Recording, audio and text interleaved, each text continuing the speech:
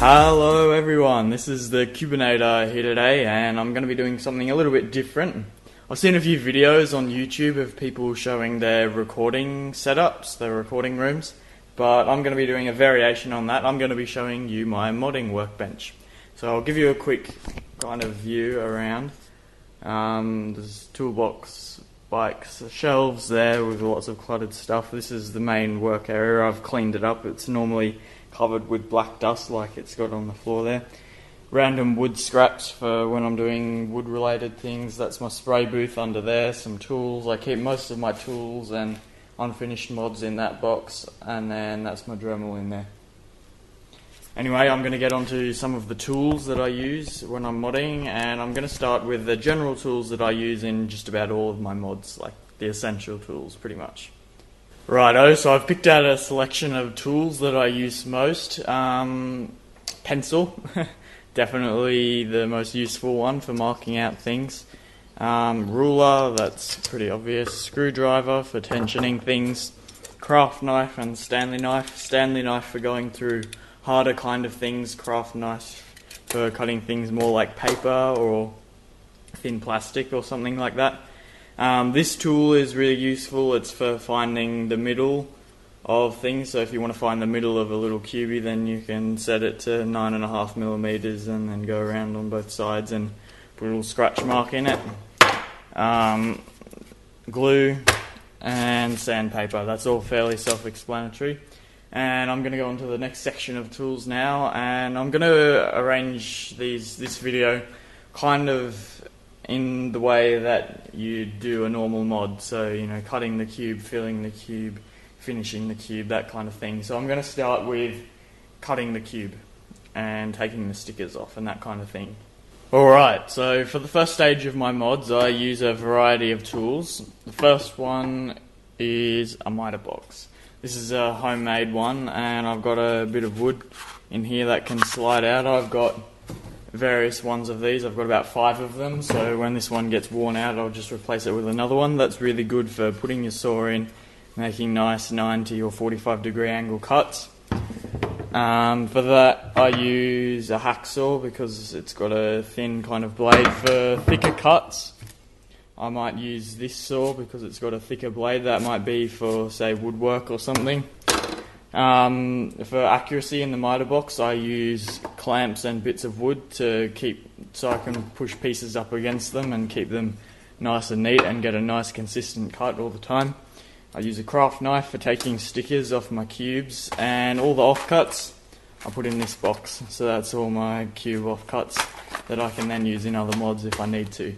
And for mods where I'm not doing straight cuts, so for example a sphere or for a hexagonal dipyramid, where the cut is not something that you can do in a miter box, I have my rotary tool, and yeah, that's really useful. I just got that recently, and it's the best tool I have. It's just so good at shaving stuff off, and it takes a lot of work out of sanding stuff back. The next stage of doing mods is filling in pieces and sanding back the filled pieces so they're nice and neat. Main thing I use for this is Apoxie Sculpt. I'll put a link for that in the description so you can buy it if you would like to get it and you'd like to get into modding. For those who don't know, Apoxie Sculpt is a 2-part epoxy filler. So you mix the 2 parts together and you get a plasticine like kind of putty, and then you put the putty inside pieces, and then you leave it to cure for 24 hours. And then after 24 hours you can sand it, drill it, do all that kind of stuff, and it won't chip or crack. So yeah, you can sand it back down, and it's just really good to work with. But when you're working with it, I have a few tips and tricks. This is another tool I use. It's just a takeaway container. You fill it up with water and it stops the plasticine from sticking to your fingers.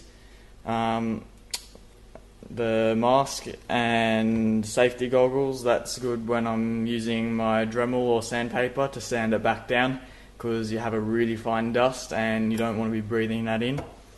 I also use plastic sheeting. That's just been cut out of a black plastic box so it's not the best. I haven't actually bought specialised plastic sheeting, but yeah, it does the job when I need it. styrofoam. That's if I've got large spaces to fill, I can put a bit of styrofoam in there to save on this Apoxie Sculpt because it's fairly expensive. Sandpaper, Dremel is back there, I won't bring that back into the frame.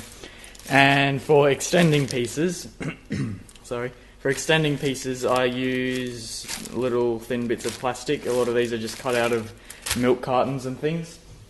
And basically what they're for is, say I have a piece like this, I can stick that inside there, say I want to extend this piece out that way, and then I put another one here. Then I can push my Apoxie Sculpt right up against that, and then I can be sure that I have a nice piece coming right out there and it's nice and flush, and all the turning cuts will still line up. So yeah, that's really useful for extending pieces like on an axis cube or something like that. Anyway, that'll do it for this section, and I'll go on to finishing and stickering. That's the next stage of the mods, so I'll put all the tools on the desk and I'll see you in a minute. Righto, these are the tools I use for finishing and polishing mods.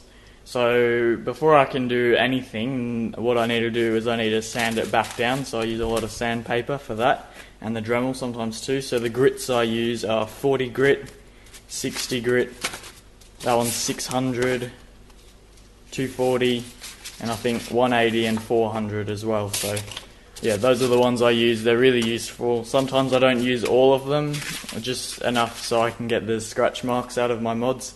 I didn't used to finish off my mods as cleanly as I do now, but my most recent one is probably my best mod ever, and I've started to hone in on my skills, so you can expect to see some pretty cool mods soon. After I've sanded them back, what I'll do is I will spray paint it after I've blown it out with the air compressor. So for that I use spray paint, gas mask so I don't breathe in the fumes as much, and my spray booth that you saw down there at the start of the video. And then I lubricate it and sticker it. I buy my stickers from CubeSmith, just in these big sticker sheets like that, and then I just cut them up with my craft knife. Anyway, that'll just about do my video. I hope you guys liked it, and I'll see you in my next video. Have a great day.